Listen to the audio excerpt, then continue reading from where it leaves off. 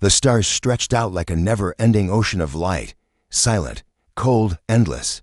In the middle of that vast darkness, a single mining ship drifted slowly, its engines humming like a tired old machine.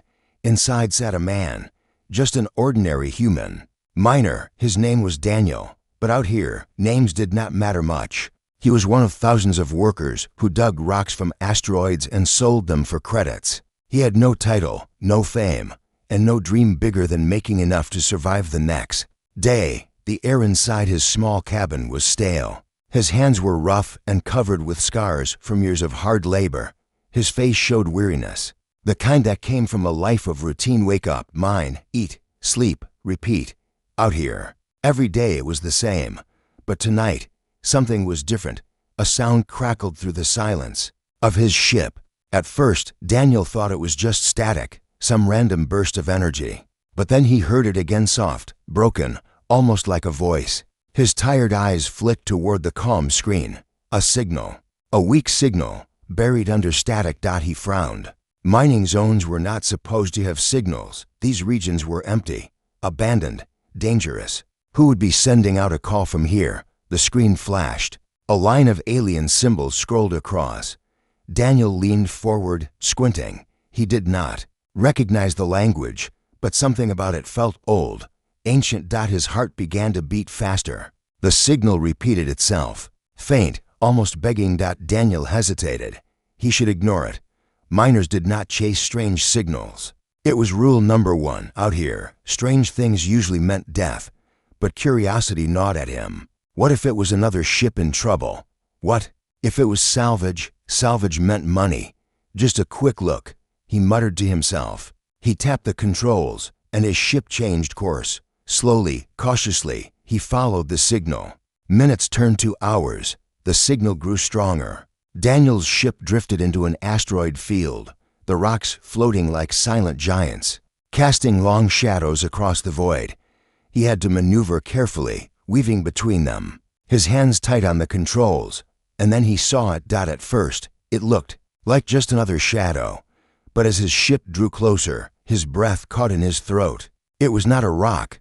It was not a ship he recognized. It was massive, a vessel, larger than any human ship he had ever seen, half buried among the asteroids. Its hull was dark, scarred with age, and covered in strange glowing symbols. It looked like it had been drifting for centuries, maybe even longer. The weak signal came from inside. Daniel's mouth went dry. His first instinct was to turn back, to leave, to pretend he never saw it. But something inside him refused.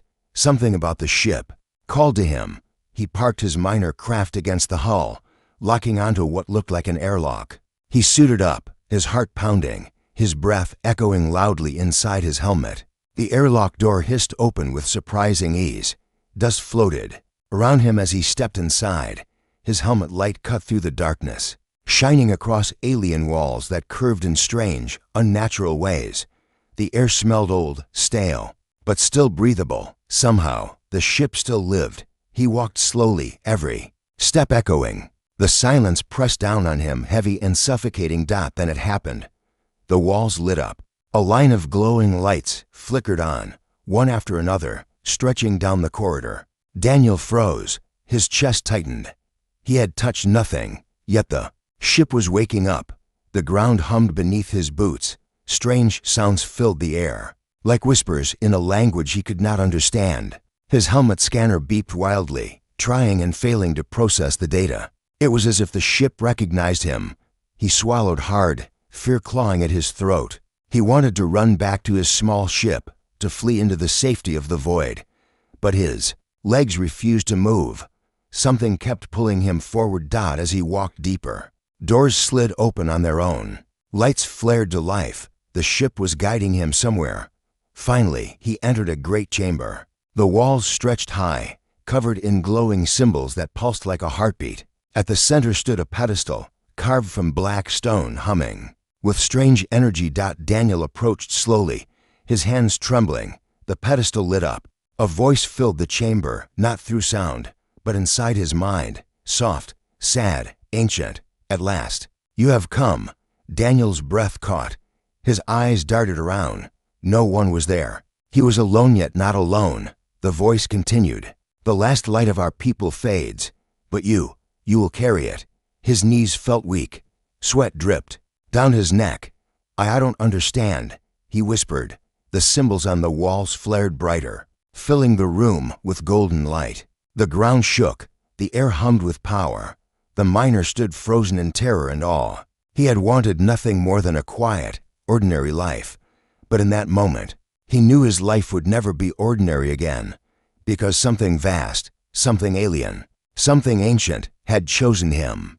The chamber glowed with golden light, wrapping the miner in an aura that made his skin crawl. Daniel could hear his own heart beating loudly inside his chest, and his breathing became fast, uneven. He wanted to believe this was a dream, that he would wake up back in his mining pod with alarms buzzing and stale coffee waiting. But this was real, too real. The strange voice still echoed in his head, not through ears, but directly inside his mind. It was both gentle and heavy, like the voice of something that had lived for ages. His lips parted, but no words came. He could not think of what to say. He could not even understand what was happening. And then he saw movement. From the far side of the chamber, shadows stirred. At first, he thought it was just his mind playing tricks, but then figures emerged, tall, thin, and wrapped in robes that shimmered faintly with pale blue light.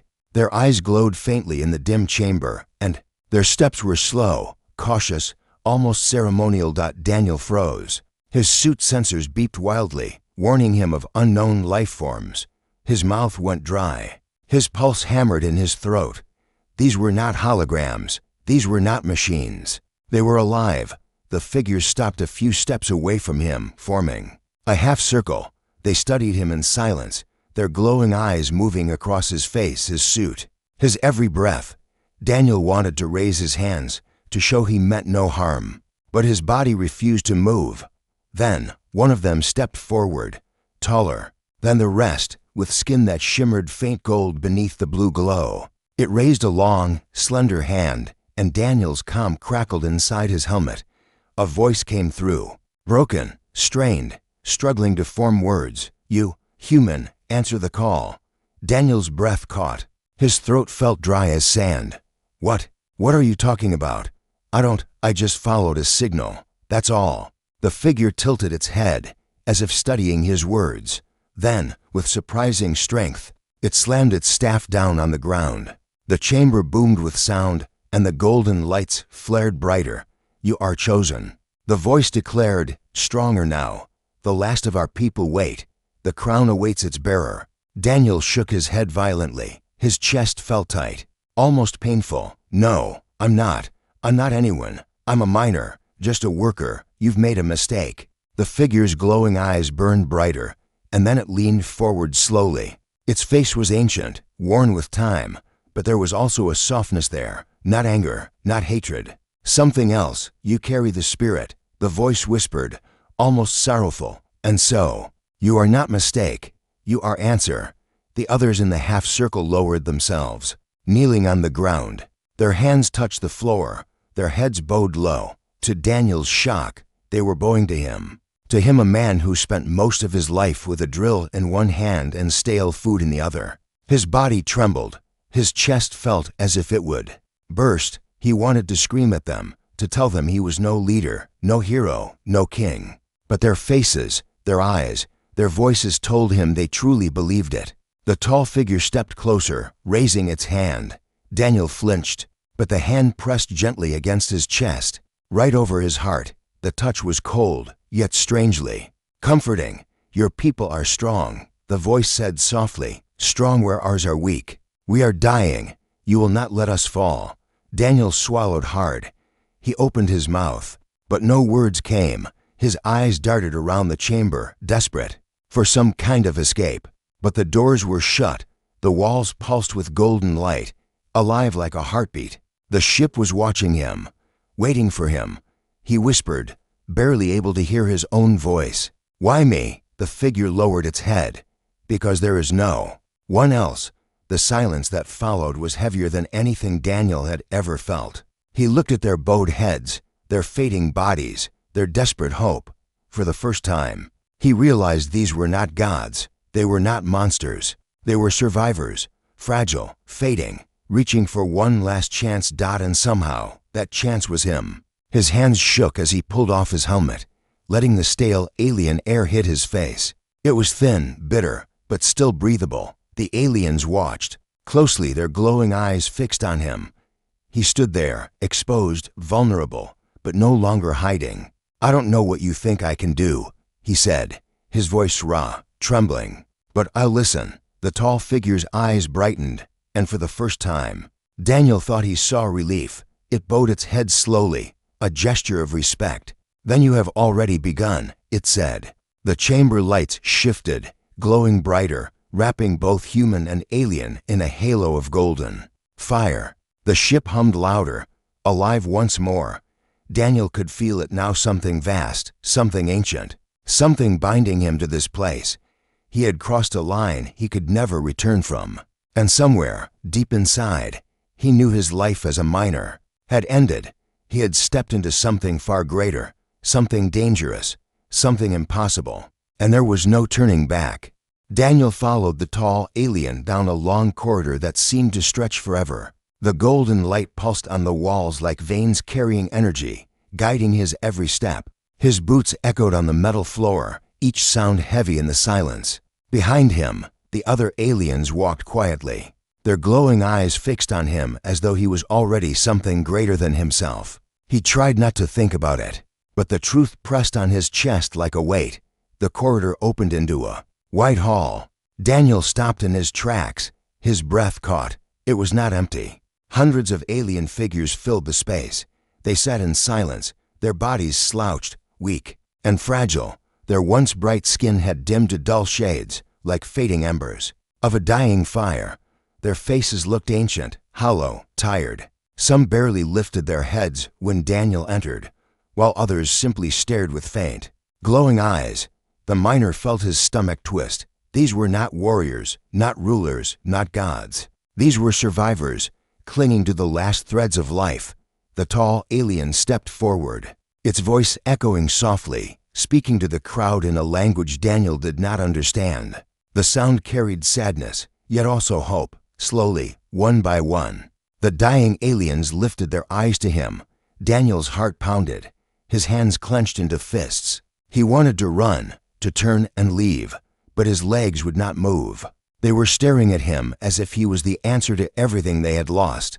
The tall one turned to Daniel and spoke in broken human words. "Our world, dying. Our people, gone. Last light, fading. You must carry." Daniel shook his head quickly, his voice cracking. No, you don't understand. I'm just a miner. I dig rocks. I don't carry civilizations. I don't carry anything but tools and broken bones. You've made a mistake." The alien's glowing eyes softened, but its tone remained firm.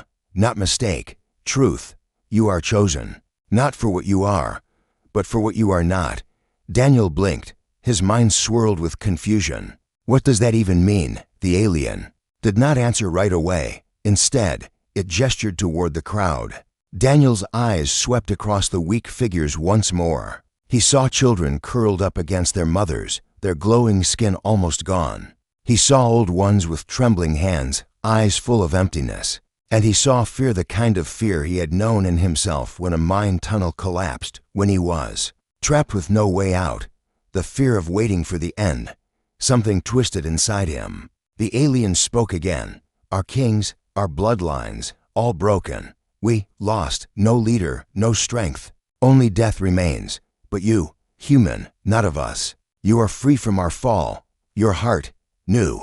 Your will, strong." Daniel stared at the alien, his lips parting, but no sound coming out. He wanted to tell them they were wrong, that he had no strength, no will, no right to lead anyone. But the way they looked at him with eyes filled not with command, but with desperate hope left him silent. The tall one placed its staff against the ground, and the chamber hummed with power. Golden light spread through the hall, washing over the survivors. Their weak bodies glowed faintly, as if the ship itself was trying to keep them alive. Daniel whispered under his breath, "This is insane." The alien turned its gaze back to him. "You are not king by crown. You are king by choice. If you choose to leave, we fall. If you choose to stay, we rise." The words hit him harder than any collapsing mine shaft ever had. A choice, stay or go, save or abandon. He had lived his life without choices, chained to debt, labor, and survival.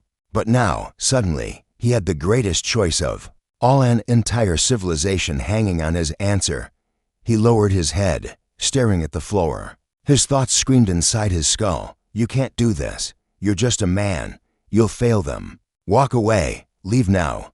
But his eyes drifted back to the children, the mothers, the old ones. He saw how fragile they were, how close to fading. And for the first time in his life, Daniel felt something he had never felt in the mines. He mattered. He lifted his head slowly. His voice trembled when he spoke. "If I stay, what happens?" The tall alien leaned closer, its golden eyes glowing. "Brighter, then hope returns." The hall fell silent, so silent Daniel could hear his own breathing. The aliens waited, their glowing eyes locked on him, their futures hanging in the balance. Daniel's throat tightened. He could barely force the words out. Then, "I'll stay." The chamber erupted with light.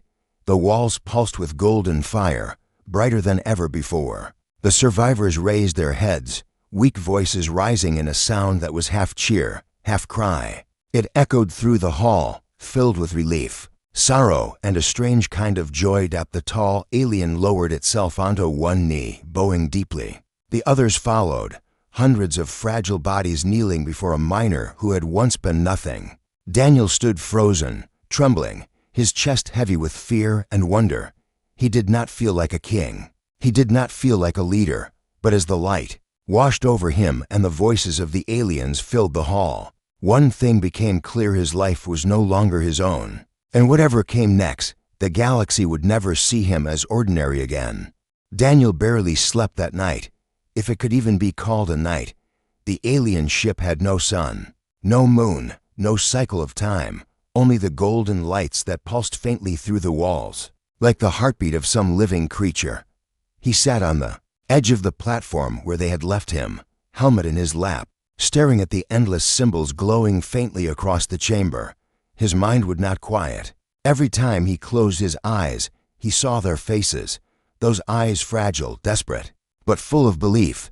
They had bowed to him, begged him to lead them, him, a miner who had never commanded anything more than a drill. He rubbed his face with tired hands. "This is crazy," he whispered. "I'm not a king. I'm not even close."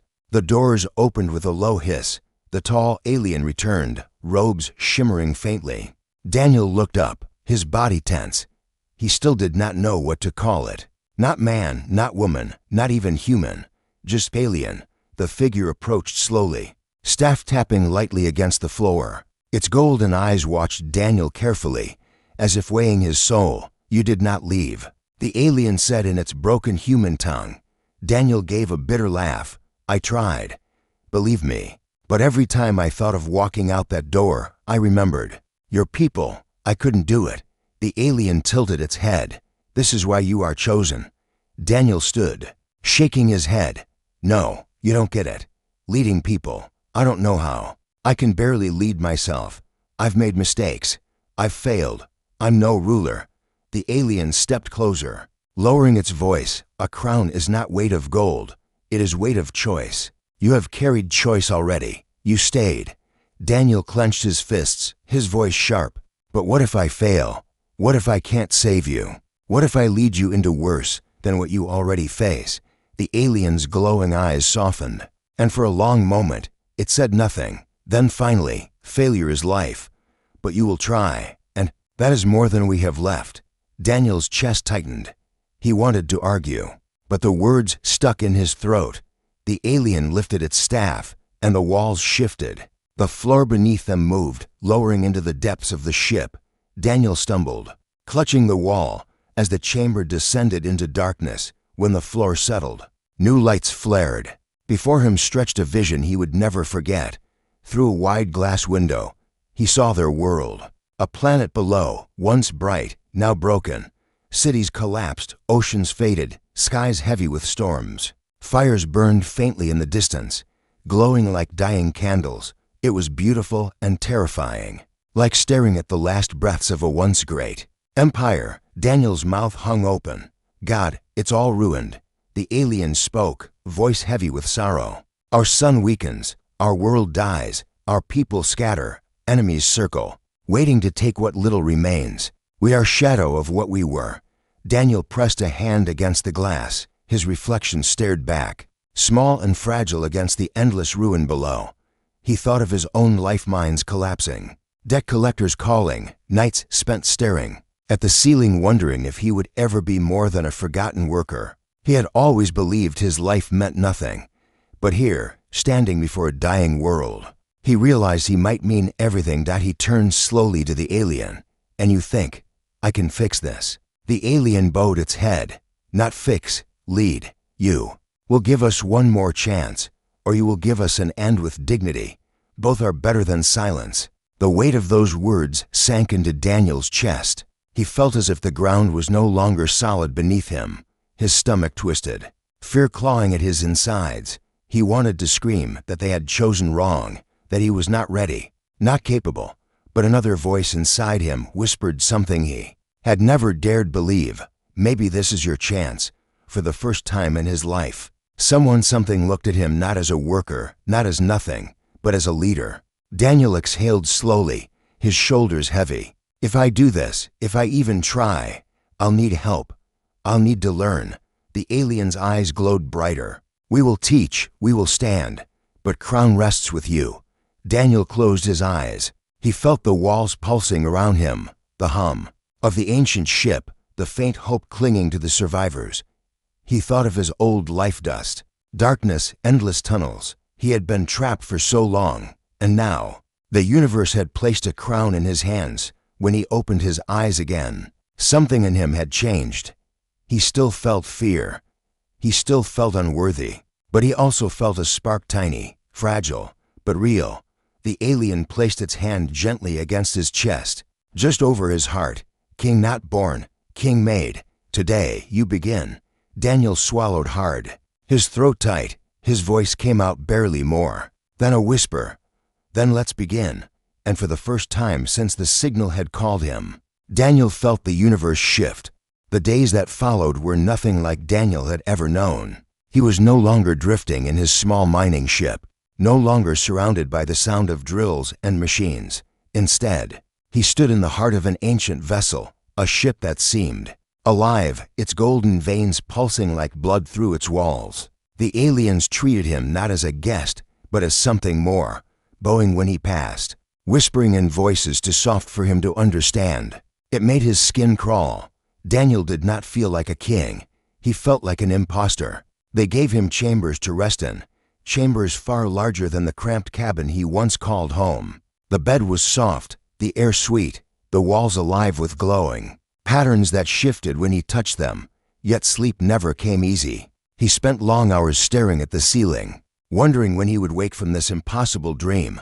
On the third day, the tall alien returned with others. They brought object stools, devices, and symbols Daniel could not understand. They set them before him in a long hall where the walls curved high above his head. The tall alien spoke in its broken human tongue. Test, you must be seen. Daniel frowned. Seen by who? The answer came not from words, but from movement. The doors slid open, and a flood of aliens entered. Dozens of them, maybe hundreds, their bodies weak but their eyes burning with faint light. They filled the hall until every corner was occupied, their whispers blending into a low, steady hum. Daniel's chest tightened. He hated crowds. He had never spoken before groups, never stood as the center of attention. And now, an entire civilization stared at him, waiting for something he did not know how to give. The tall alien gestured to the objects laid out before him. A long staff, black stone etched with glowing lines, a crown-like ring of metal, floating inches above its stand, humming softly, and finally, a sphere that pulsed faintly with golden light. Daniel's hands trembled. What am I supposed to do? The alien lowered its head. Show them, lead them, or they will not follow. Daniel's throat felt dry. His heart raced. He wanted to walk away, to tell them this was impossible, but the eyes on him held him in place. He stepped forward, slowly, reaching out toward the staff. His fingers brushed its surface and a shock raced up his arm. He gasped, nearly dropping it, but the glow of the lines spread, climbing his hand, wrapping his arm in light. The crowd gasped softly, their whispers rising. Daniel gritted, his teeth gripping the staff tightly. The glow settled, pulsing in time with his heartbeat. He raised it slowly, and the hall brightened, golden veins lighting up across the walls. The aliens bowed their heads. He felt dizzy, unsteady. The staff was not just an object, it was alive, ancient, judging him. For a moment, he thought it would reject him, burn him, cast him aside. But then, quietly, it accepted him. The tall alien stepped closer, holding out the floating crown. The ring of metal shimmered as if waiting. Daniel stared at it, shaking his head. "I can't wear that. I don't deserve that." The alien's voice was calm, steady. "It is not about deserve. It is about need." Daniel swallowed hard, then slowly lowered his head. The crown drifted down, hovering above him. As it touched the air around his head, golden sparks spread outward, filling the hall with light. The aliens fell silent.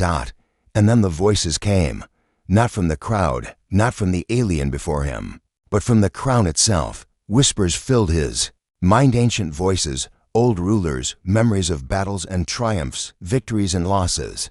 They rushed into him like a storm, nearly knocking him to his knees. He gripped the staff tightly, gasping for air.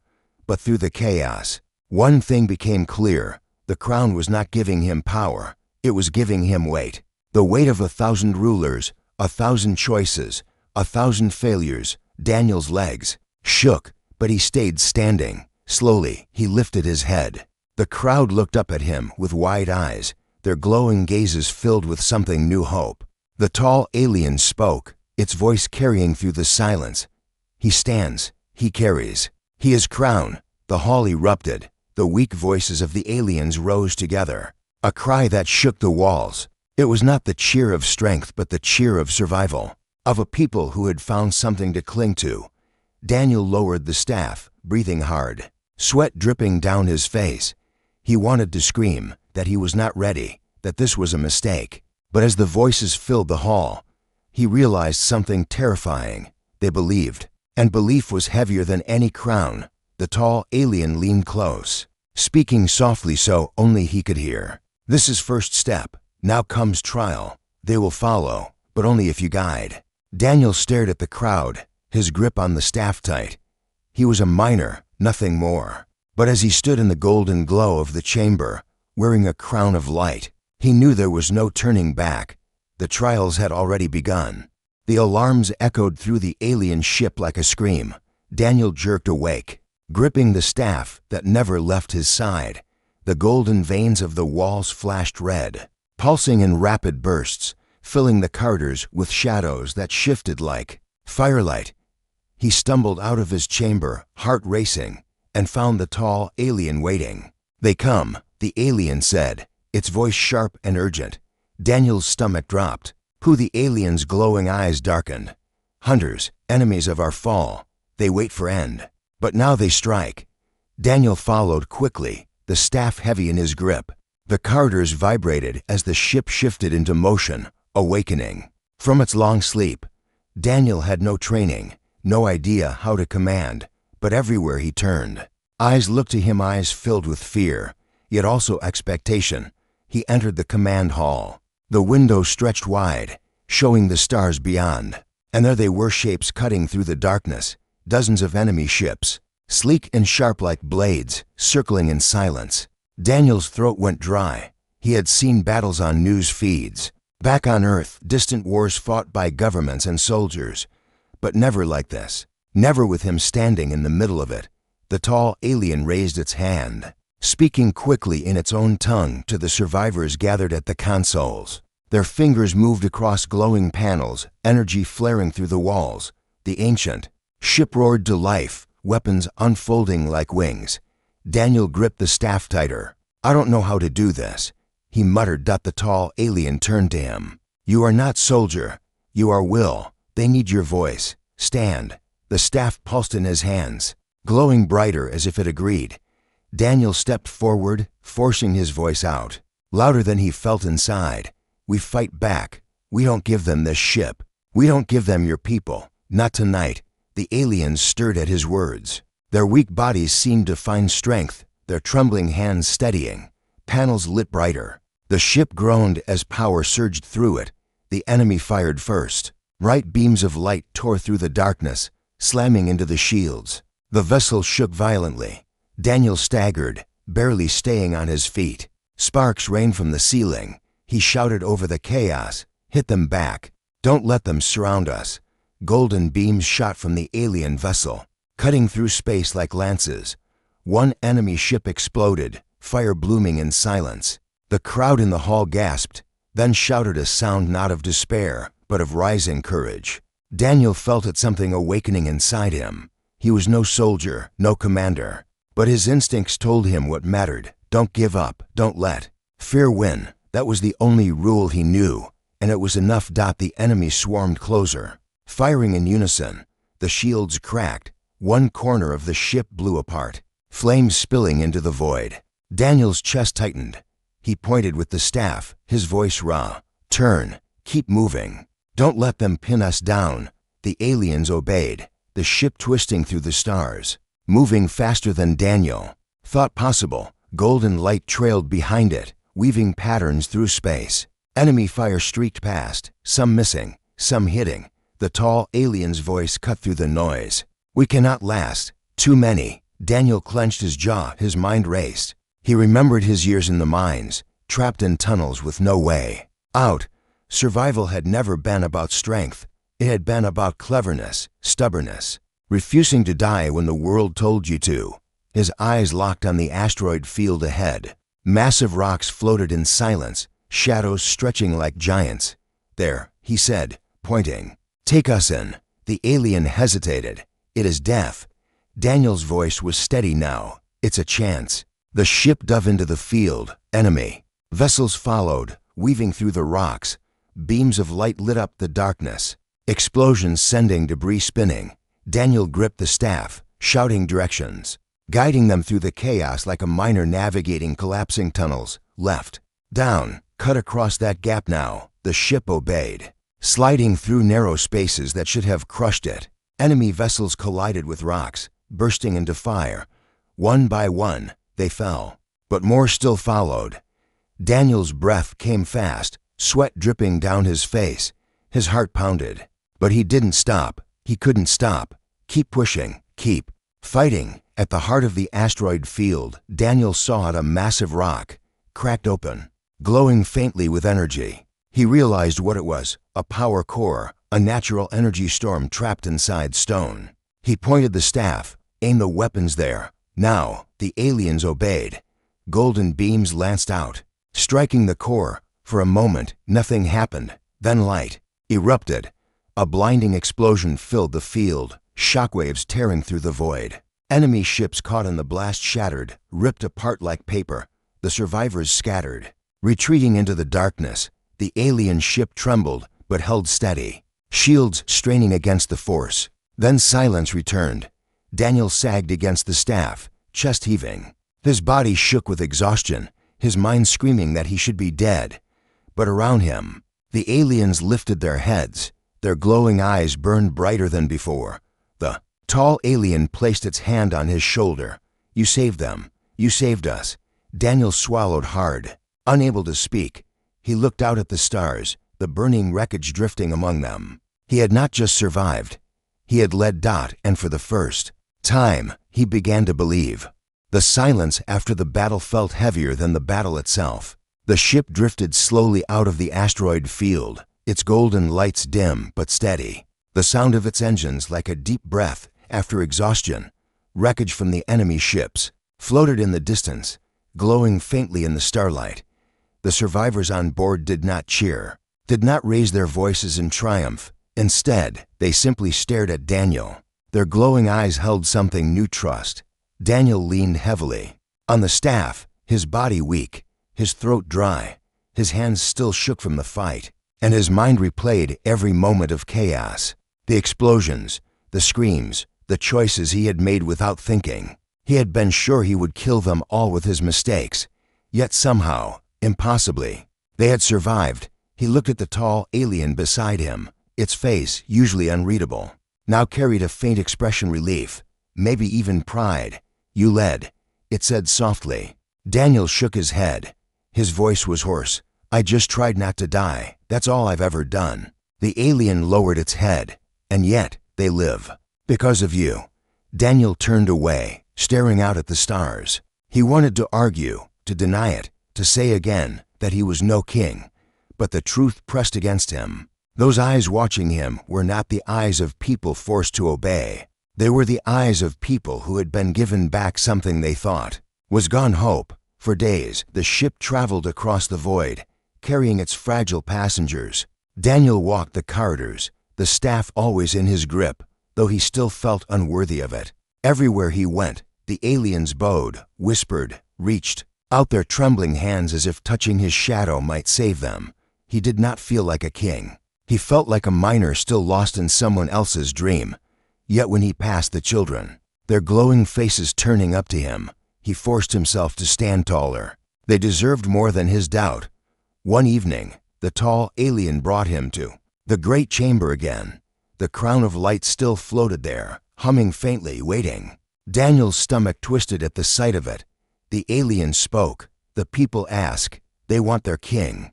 Daniel exhaled slowly, his heart pounding. "I'm not ready." The alien's golden eyes glowed faintly. "No one is ready. That is why they need you." Daniel stepped forward slowly. His hands trembled as he reached up. The crown drifted down, hovering once more above his head. He remembered the voices, the weight, the history. He braced himself when the crown lowered into place. Golden light filled the chamber, brighter than ever before. The ship vibrated, its walls pulsing with power, as though the vessel itself accepted him. The aliens in the chamber dropped to their knees, voices rising in a single cry. Daniel closed his eyes, the sound washing over him. He did not feel powerful. He did not feel like a ruler. He felt small, fragile, terrified. But beneath all that, he felt something else. Responsibility. The voices in the crown whispered again. But this time they were not overwhelming. They were guiding. Not orders, not commands, but memories, reminders that even the greatest kings had once been uncertain, afraid, human in their own way. Daniel lifted the staff, the golden veins of the chamber glowing brighter in response. His voice carried through the hall, rough and uneven, but honest. "I'm no king," he said. "I'm just a man who dug in the dirt, who broke his back to survive. But maybe that's what you need.